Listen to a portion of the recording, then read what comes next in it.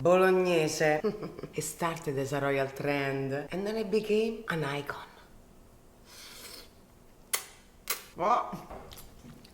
Classically and royally delicious, just like you! Ingredients. Guys, today I am creating a royal recipe. Your classic, authentic tagliatelle alla bolognese, like the real Bolognese people created. It's a specific type of meat sauce. It is done with specific ingredients in a specific sequence, and we've never done it before. So I want to show you the real authentic Bolognese meat sauce that everybody loves all over the world and how it is made.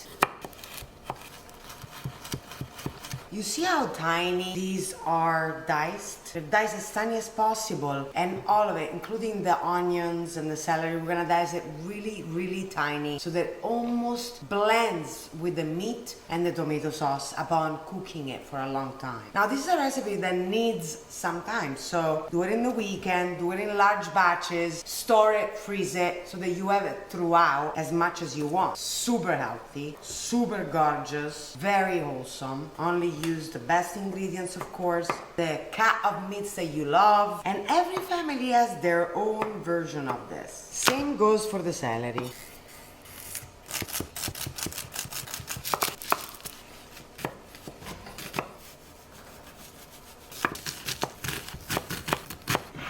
Now the pancetta.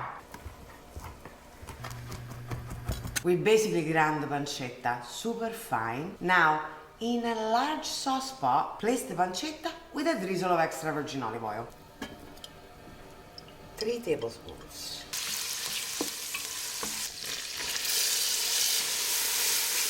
Now you gotta sizzle all of this gorgeousness for just a few minutes. You cannot brown the onion, so you have to be on top of it and stir it on a low to medium flame so it does not roast your onions. And now we add the ground beef. We lightly cook the ground beef. We don't want it to go super dry, but it definitely has to be cooked gently before we add the red wine. Time for the tomato paste to go in. And now the puree of tomatoes. I have some vegetable broth on the side. It's important that you splash some in it. It's gonna cook for 2.5 hours. Now, as it cooks, partially cover it. You can add a splash here and there of vegetable broth as needed up to the 2.5 hours of cooking. Why are we cooking it this long, and why do we have to add the vegetable broth? Very simple. We want to tenderize the meat. The meat, the longer it cooks, the more supple and deliciously soft it'll be. So we want to cook slowly, so on a low flame, and add the vegetable broth as needed so it doesn't reduce too much. Halfway through the cooking, about an hour in, so forth, we add a glass of milk to this gorgeous recipe. I know, this is crazy, but this is the original recipe.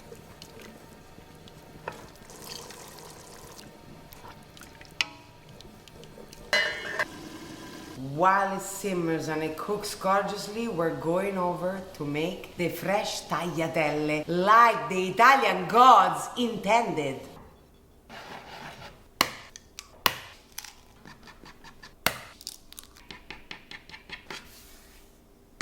There is some very basic tips to make this perfectly gorgeous. I use an average of 1 egg for about 90 to 100 grams of double O flour. I get my flour from Italy. I get it on Amazon. It's perfect, it's organic, Italian double O flour. What is double O flour anyways? The O designation is how much it's ground and how fine it goes. O flour is less fine than the double O flour. It is a soft wheat type of flour versus your semolina flour, which is a hard wheat, completely different plant. There is wheat and wheat, soft and hard. So there's different way of making pasta. The double O flour is used for celebratory pasta. For the regular fresh pasta like the tagliatelle, the fettuccine, is an egg and flour only pasta. Super simple to make. It seems difficult, but it's not. One very important thing is to obviously start with a fork in the center and go down until it's pasty, like you see, before you dig your hands into it. You do not want to get super sticky, so you use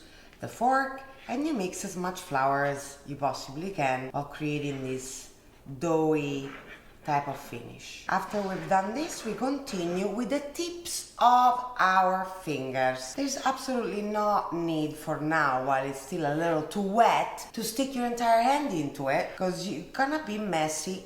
It's gonna be stuck to your full hand for no reason at all. And today we are really revisiting a little story. We go down back memory lane with the history. In many restaurants I've seen here in the US and even abroad all over Europe, they make your classic Bolognese. You order spaghetti Bolognese, lasagna Bolognese. But what is Bolognese actually become to this day? It is basically a way of making a saucy red meat sauce. The characteristic of this meat sauce are slow cook of meats, vegetables, and in this case, tomatoes. But did you know that originally, when tomatoes were not even available in Italy a few hundred years back, the ragu was done in a white format. So it was just vegetables and a series of cuts of different meats. Pork, veal, beef. Now, of course, there was different types, and every family to this day has their own ragu sauce, which is actually what we call it in Italy because it is the French word for the type of method of cooking slowly the meats with the vegetables and the spices and the seasoning on a very low flame for a long time. So the meats, of course, become super tender, super delicious. It really is a labor of love. So you can do this in the weekends for your family. You can do it ahead of time and freeze the ragu sauce. We do that. We do like a ginormous pot of meat sauce and then we freeze it and store it in portion of 4. So it's very easy to make in a large batch and to store and freeze. When do you know you've kneaded the pasta enough? We're kneading it with the palm of our hands and moving it, in this case counterclockwise, so that I'm kneading every single part of it. What am I doing? I'm mixing the air. You got it. Mixing air into the dough and working the gluten with it to create the perfect elastic consistency you want for your fresh pasta. When do you know? It starts becoming smooth. It doesn't resist you too much. It's not rough, it's not sticky, but it's not dry either. So I want you to really see this consistency and the smoothness of its surface. Now you see how smooth this is? You gently press it. It should spring back. It means it's the perfect elastic combination of air. The gluten has worked its magic. Everything is ready. Now we rest it for 20 minutes in the fridge. The easiest thing for me is using a Ziploc bag. You can use clear film, wrap it, but this is sealed. Get the air out, seal it, and in the fridge for 20 minutes.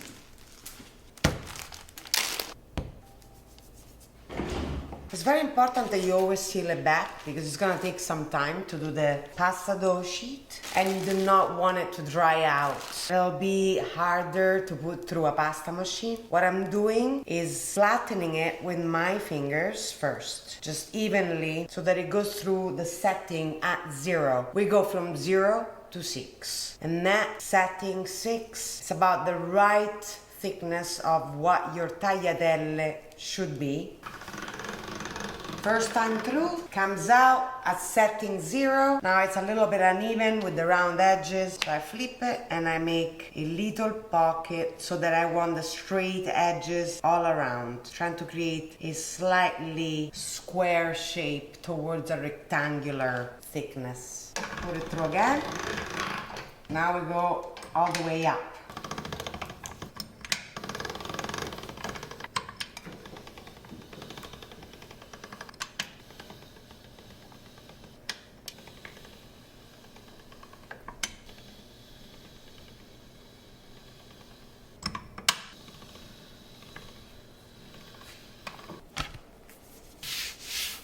Now we put them through the setting of the fettuccine tagliatelle. This is a tagliatella, 7 millimeter in width, 2 millimeter in height. So we put it through the pasta machine on this setting. And if you get the Pasta Guina Just Gorgeous cookbook, the first one I released, it tells you all about pasta dough, pasta sheets, different cuts for different type of fresh pastas. And remember, this is exactly the same you would do for a lasagna, but you do not cut it into fettuccine. You leave the sheets just like this. And it's the same process with the Bolognese sauce, and you just layer the cheeses with it. Sprinkle, remember, release moisture. You want to lay them there. Make sure that you sprinkle them so they don't stick to one another. And now we do the next one.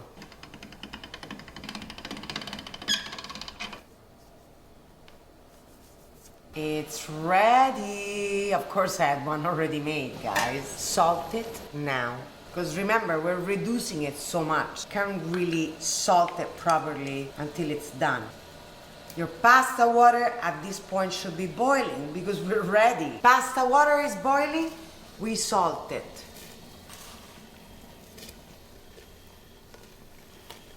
This cooks 2 to 3 minutes. Don't touch them yet for the first 40 seconds because they have to cook a little bit before you comb through them.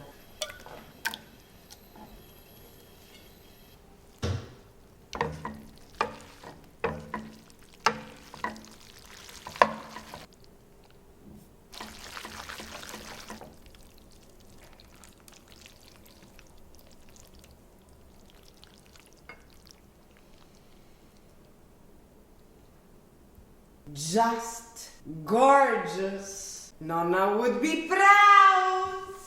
We created magic. I'm telling you, if you do it exactly like this, I think the most important thing with this is the weekend. You gotta have some time. Storing it properly because you're gonna wanna have it for the next couple of weeks. So make plenty since you're taking the time for it. The thickness of the pasta sheets is absolutely, imperatively, has to be extra thin. Pasta maker setting 6 or also 2 millimeters.